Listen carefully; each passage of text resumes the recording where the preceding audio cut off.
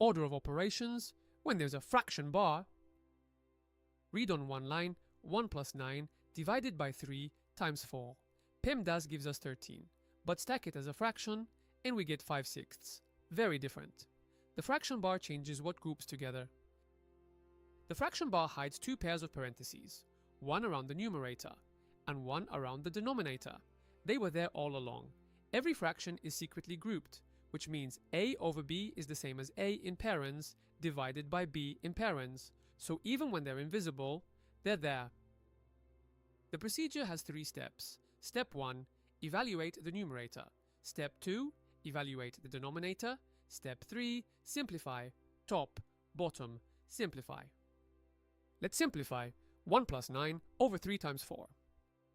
First, remember the invisible parentheses. Step 1, evaluate the numerator.